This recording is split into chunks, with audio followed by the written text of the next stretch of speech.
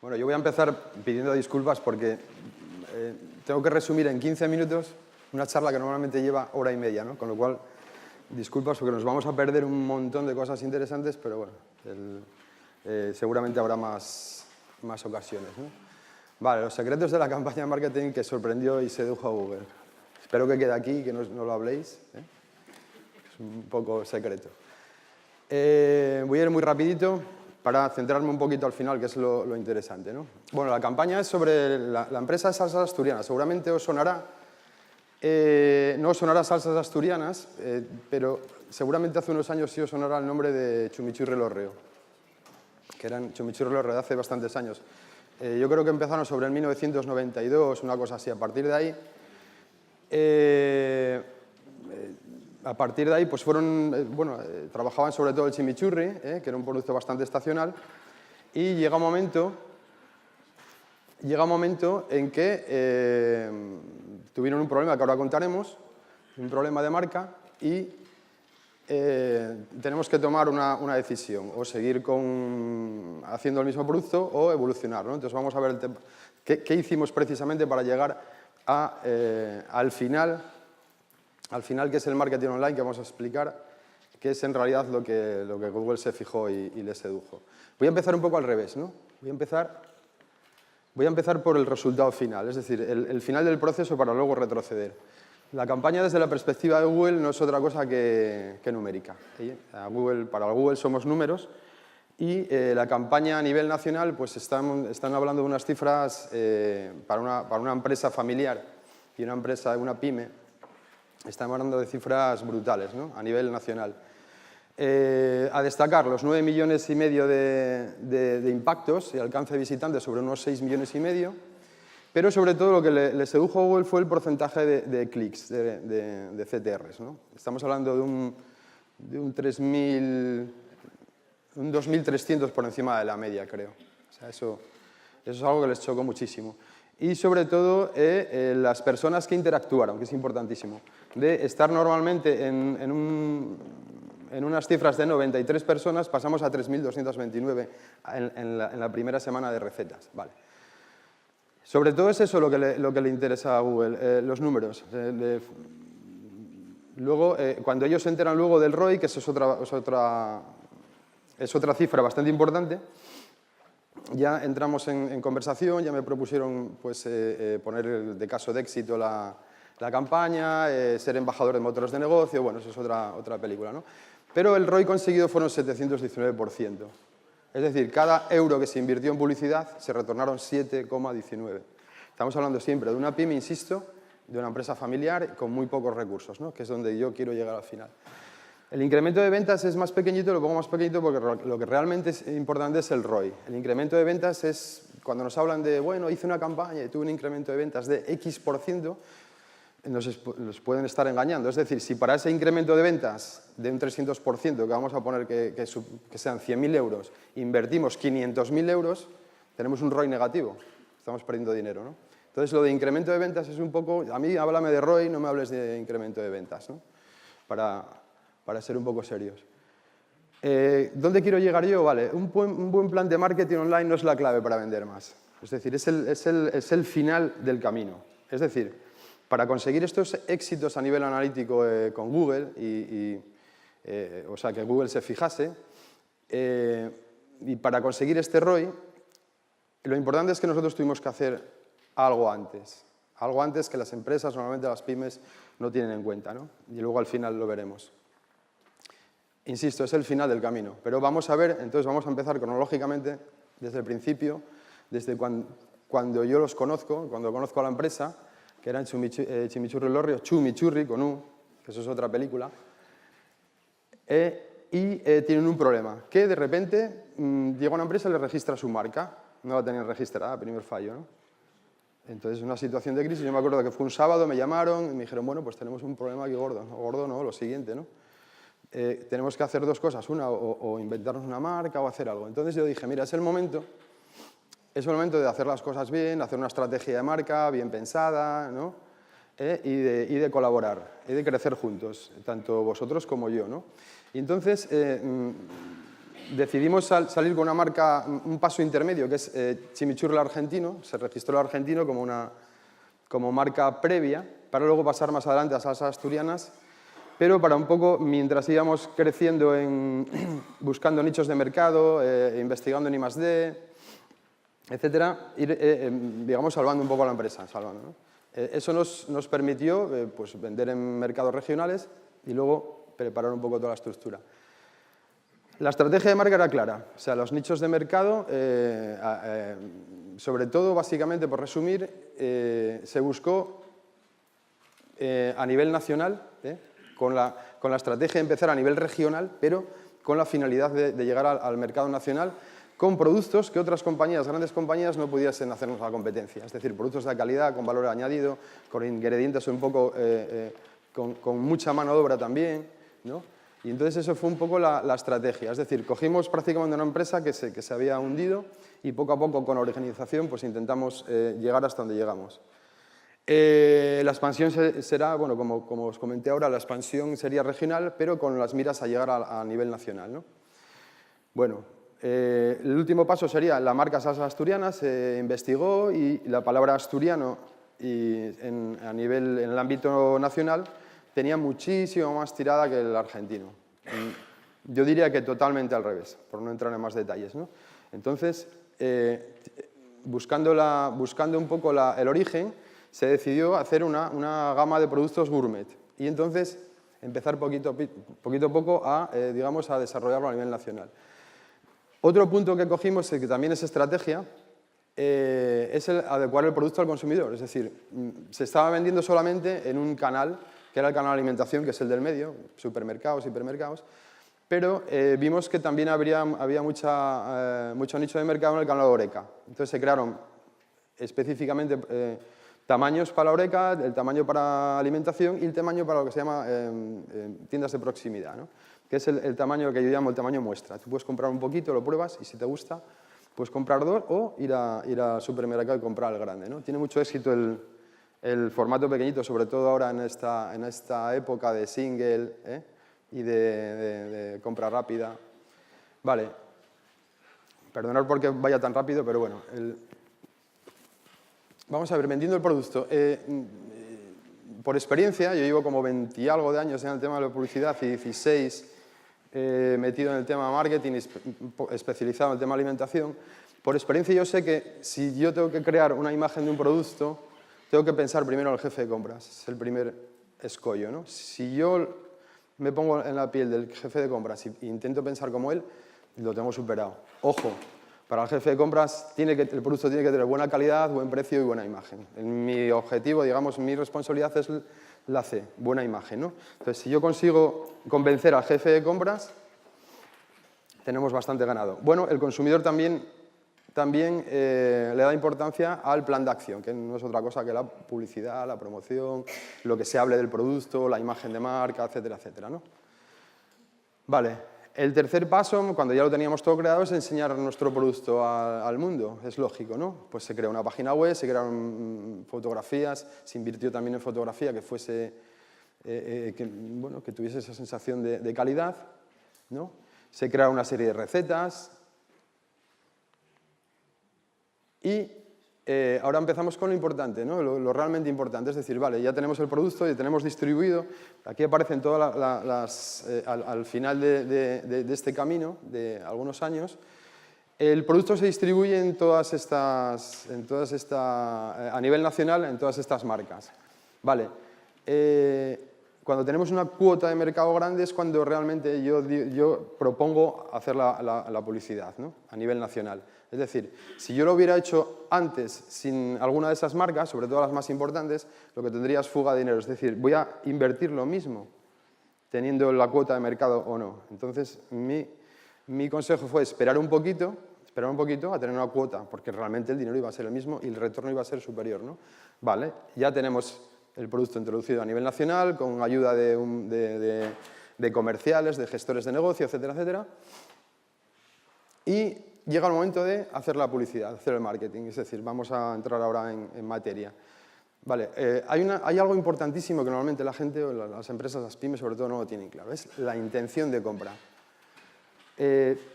es muy difícil, lo típico es que te digan, bueno, oye, tenemos que hacer publicidad, quiero promocionar mi producto, quiero vender más porque es una época del año en la que no vendo.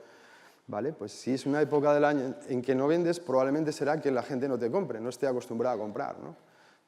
Será muy complicado, pues, por ejemplo, intentar hacer una publicidad para vender más con Pango en abril o mayo, ¿no? Que es normalmente cuando es fácil de vender o cuando se puede hacer potenciar la venta es cuando sepas que dentro de una semana va a haber una ola de frío, porque el pico de ventas va a subir, ¿no? Igual que la carne baja en Semana Santa y sube el bacalao, tengo 2 clientes de las dos para cubrirme, ¿no? Entonces, eso es así, o sea, sí se puede educar o decir, bueno, pues vamos a comer más bacalao, por ejemplo, en primavera, ¿no? Y podemos hacer una campaña de marketing haciendo bacalaos con ensaladas, ¿no? Migas de bacalao con ensalada, revuelto, es decir, una ensalada templada. Así se puede educar un poquito y subir las ventas, pero cuando no vendes, esa es la intención de compra. Vamos a ver aquí un ejemplo muy curioso de lo que significa la intención de compra. Esto es real, ¿eh? Esto lo hice yo. Esto es una herramienta gratuita también, hablo también para pymes, o sea, estamos hablando de que tenemos la tecnología a mano, que es Google Trends. Es decir, digamos, la línea azul representa una palabra que se mete en Internet, que vamos a llamarlo intención de compra, son 2 palabras, la roja representa una palabra y la azul representa otra, ¿vale? Es curioso porque la azul, esa palabra que yo metí en el periodo de 25 del 8 al 27 del 9, o sea, un mes, hay un interés, hay una búsqueda que sobresale, que es, el Google Trends parte de 100, ¿no? Y va bajando, ¿no? O sea, hay una intención los sábados, es cuando más se busca esa palabra. Y además es rítmico todo el año, ¿vale? La línea roja representa, los picos de la línea roja representa otra palabra que está relacionada con la anterior y los picos representan los domingos. Es curioso porque prácticamente es un clon, ¿no? Con un poco menos intención de compra, en realidad de búsqueda, ¿no? Pero es prácticamente un clon. Se repite a lo largo del año. Incluso luego os contaré una anécdota. Hay alguno que ya sabe, esto es una charla, ¿no? Alguna charla por ahí. Pero, ¿qué diríais que son las 2 palabras? ¿Alguna idea? ¿Una pista? No, ¿eh? Fijaros qué curioso, ¿eh?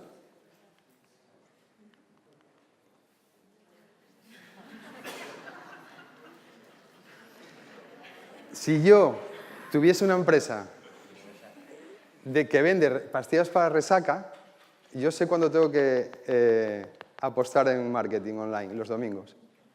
Vamos a ir un paso más allá. Imagínate que sea una empresa, siempre trabajo con pymes, con pocos recursos y hay que echar más creatividad cuando hay pocos recursos. Y es posible, ¿eh? ¿Qué pasaría si yo tengo muy poco dinero y bueno, tengo que hacer publicidad, marketing online y tengo que elegir una provincia? Estos resultados son de toda España, como veis allá a la izquierda arriba. Pero luego lo hice por provincias. Y curioso. Metí Asturias, porque soy de Asturias y voy a intentar vender las pastillas en Asturias, y resulta que la búsqueda de Ginebra, los picos eran brutales hacia arriba, ¿no? Pero en cambio los picos de búsqueda de resaca prácticamente no se notaban. O sea, aquí la gente bebe y le da igual. O sea, aquí estaría hundido, ¿no? Le da igual, total. Si hay resaca, pues bueno, ya se me quitará con el tiempo, ¿no? Vale. Tengo poco dinero. Entonces, ¿dónde voy? Hice la misma búsqueda en todas las provincias. En Extremadura, la búsqueda era prácticamente como veis aquí, la búsqueda normal, más o menos como la media del país. Pero la búsqueda de la palabra resaca prácticamente se tocaba con la azul. Es decir, en Extremadura, según yo, analítica creativa, digo, en Extremadura beben ginebra igual que los demás, pero no saben beber. O sea, tienen unas resacas impresionantes, ¿no? Entonces, si yo tuviera que invertir ese poco dinero que tengo y retornar, empezaría por Extremadura a vender pastillas de resaca, ¿no? Esto es una herramienta gratuita. Y hace gracia, pero es realidad, ¿no? Entonces, si esto lo aplicamos en otras cosas, obtenemos bastantes resultados interesantes. Vale, ¿por qué elijo yo esta campaña? Lo dije al principio, la campaña que se hizo a nivel nacional se hizo 100% online. 100% online, no se hizo nada de offline. Luego veremos por qué. Bueno, uno de los motivos es este, o sea, son cifras brutales. el 85% de los internautas varía su opinión en función de comentarios que ven en Internet, etc. A raíz de esto, hace como unos meses conocí al que fue director comercial, creo que era, o de marketing, de 11888, ¿no? Que era llamabas los penochos, ¿no? Que llamabas por teléfono y te cobraban una pasta y te tenían ahí un ratín al teléfono y eso. Y te contaban, bueno, a veces te lo resolvían, a veces no. Pero yo lo conocí trabajando para Google, porque lo fichó Google, porque claro, 11888 bajó en picado y desapareció. La empresa murió. ¿Por qué murió? Porque ahora los resultados de búsqueda vas a Google. Por el móvil, normalmente, ya está a la misma altura que el escritorio, vas al móvil y buscas porque es gratis, básicamente, ¿no? Entonces, 11888 bajó en picado, desapareció y entonces rescataron a este hombre de comercial y ahora está trabajando para Google, ¿no? Vale, es una anécdota, pero es así, lo conocí en Madrid. 100% online. Se utilizaron técnicas un poquito más avanzadas ya que no es habitual, ¿no? Y os cuento así 2 o 3 nada más porque tengo muy poco tiempo.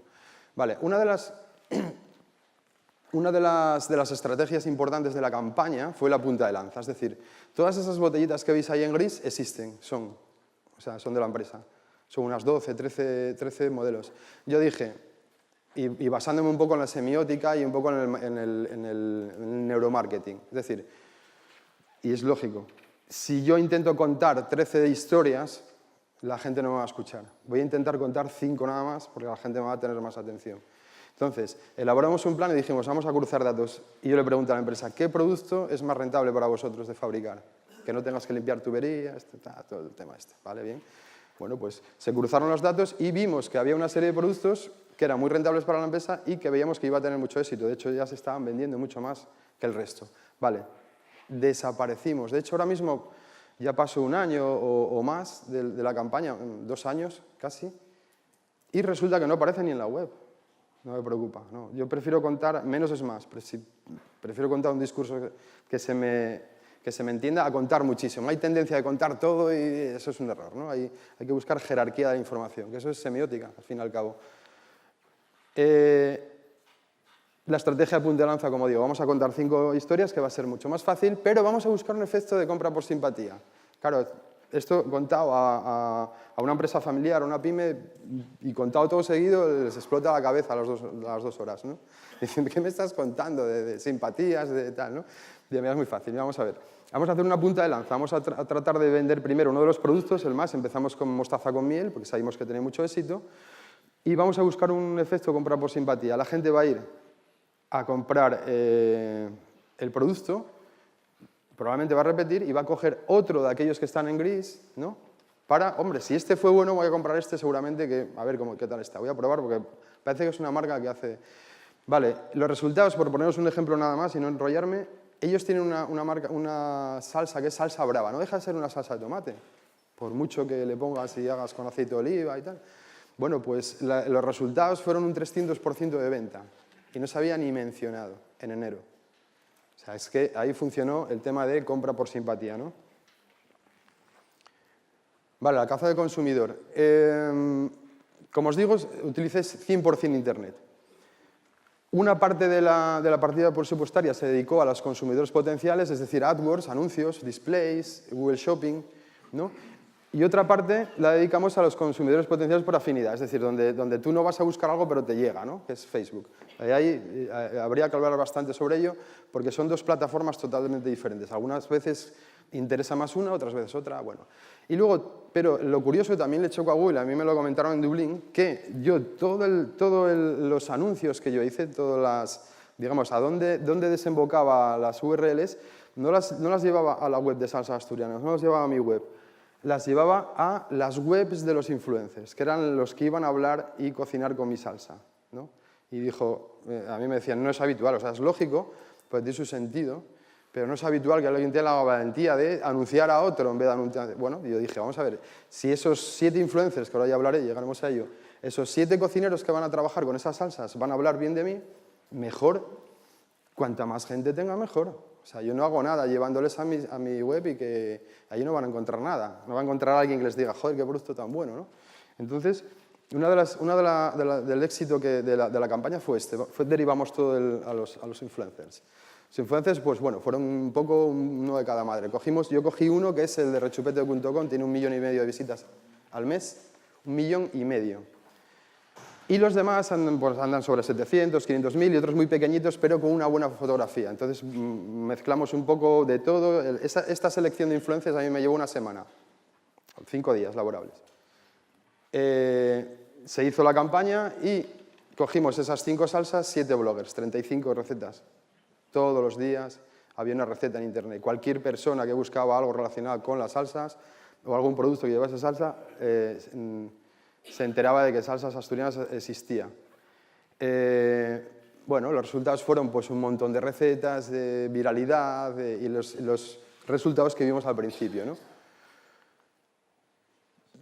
Para acabar ya, sintetizando, a mí es algo importante, o sea, ¿cuál es mi labor aquí, no? O sea, yo veo que los valores aportados a la PYME, o que en este caso yo, mi equipo, aportamos a la PYME, para que sea un éxito, son valores que, en función de una demanda, yo veo que desde hace muchísimos años, yo veo que hay patrones que se repiten constantemente en la PYME. Y los clasifiqué en 4, ¿no? Decisiones de marketing basadas en corazonadas. Es normal que un gerente de una PYME, una micropyme, una empresa familiar, decida, pues, bueno, si a mí me gusta el producto, supongo que a los demás también. Vale, eso es un marketing genial, pero normalmente no es así, ¿no? Yo tengo que hacer un producto para vender a la mayoría, no a la minoría. Vale, ¿qué hago yo? Lo pongo en naranja. ¿Qué hago yo? ¿Qué hace mi equipo? Bueno, transferencia de conocimiento. Es curioso, luego sacamos el papelito y comparamos, porque yo estas palabras o estas frases que ya anoté aquí, ya los oí aquí muchas veces. Es decir, estamos trabajando yo creo que en la misma línea, ¿no? O lo que se pretende es, y eso yo creo que me da un poco la razón, ¿no? De esta trayectoria, mi modelo de negocio desde hace años, yo creo que va en esa línea. Es decir, me dedico a transferencia de conocimiento al cliente. O sea, yo no trabajo para el cliente, como haría una agencia, trabajo con el cliente, ¿no? ¿Eso qué significa? Que vamos a crecer juntos. Tendencia al estancamiento, es otro problema que yo veo. La innovación, la tendencia al estancamiento es normal. Bueno, y cuando haces una pregunta, ¿y por qué haces esto así o utilizas esto? ¿O por qué este producto tiene este formato? Etcétera, etcétera, etcétera. Bueno, pues, no sé, lo hizo mi padre y ya lo hacía mi abuelo así, ¿no? Ostras, si el mercado ha cambiado o está cambiando, no sé, yo por lo menos me lo plantearía, ¿no? Entonces yo lo que hago es, de momento, plantearme lo que hay y buscar alternativas, ¿no? Entonces, ¿qué ofrezco? ¿Cuál es la solución? Innovación, productos, formatos, canales. Y luego creatividad e iniciativa. A mí, mis clientes no hace falta que me digan, oye, necesito hacer el 2. Soy yo el que le digo, necesitáis hacer esto. Porque ellos no saben de marketing. Ellos, con que hagan su producto bien, genial, ¿no? Cada uno hace lo suyo bien. Y hablamos ahora de colaboración, que también salieron palabras antes por aquí, ¿no? Falta de recursos económicos. Bueno, no hay problema. Es una relación colaborativa la que yo propongo. O sea, una pyme no tiene los mismos recursos que una multinacional. No hay problema. Trabajo muchas veces por casos, por remuneración, por éxito. Yo invierto en la empresa, en la pyme, ¿no? Y la relación es colaborativa. Y sobre todo los desconocimientos de los recursos tecnológicos. Eso es importante. Yo me encuentro cada vez que voy a la pyme que están desaprovechando, que se están haciendo cosas manuales, procesos que se pueden sintetizar, automatizar, no saben, ¿no? Entonces yo intento, en la medida de lo posible también, y ahora estamos buscando solución a esto,